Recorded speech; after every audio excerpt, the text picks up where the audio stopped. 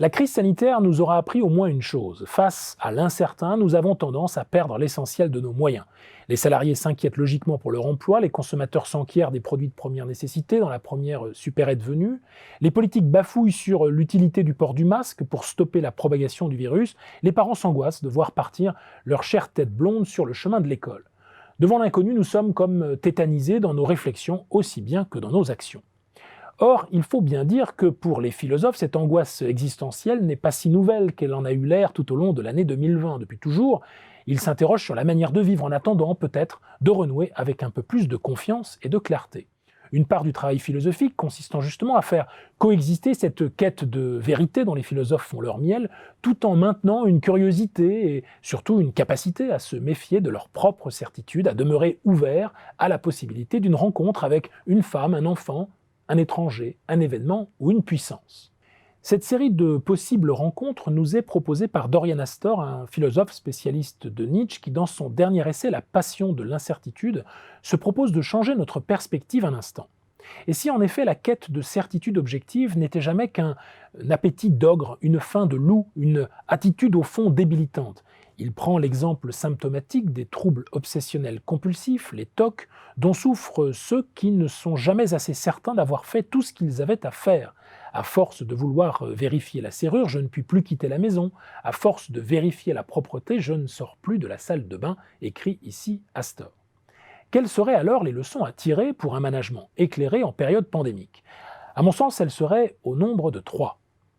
Premier point, contrairement à l'idée reçue, le management n'est pas un art de la certitude fondé sur des compétences objectives et quantifiables, mais un exercice du doute face à l'incertitude et de discernement face aux opportunités.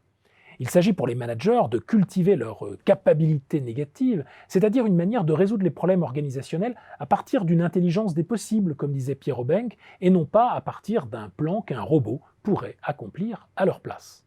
C'est parce que les faits organisationnels ne sont pas tous prédéterminés que tout accomplissement individuel et collectif se met en place avant tout dans l'incertitude des futurs. L'administration des affaires place les managers dans un état d'apprentissage permanent, en effet, attitude soit dit en passant à laquelle l'obtention d'un diplôme ne met pas un terme, afin d'actualiser leur potentialité, bref, de devenir meilleurs. Second point, certes, le management se donne pour objet de gérer les risques commerciaux, juridiques, industriels et financiers. Pour cela, la gestion prévisionnelle se met à calculer, mais le calcul systématique et automatique serait-il la seule façon d'appréhender l'incertitude, cette épreuve indécise des variations, des passages et des indéterminations? L'incertitude apparaît comme ce qui, par définition, est en réalité difficilement calculable. Sur l'incertitude, en effet, même si elle est toujours certaine, on ne peut jamais vraiment compter. Cela doit donc nous amener à reformuler le défi qui attend les fonctions managériales en 2 points. Le premier, faire face à l'impossibilité de la certitude absolue tout en maintenant un minimum de conviction. Le second, utiliser les possibilités de calcul disponibles sans rompre avec la possibilité d'accueillir l'imprévu lorsqu'il advient.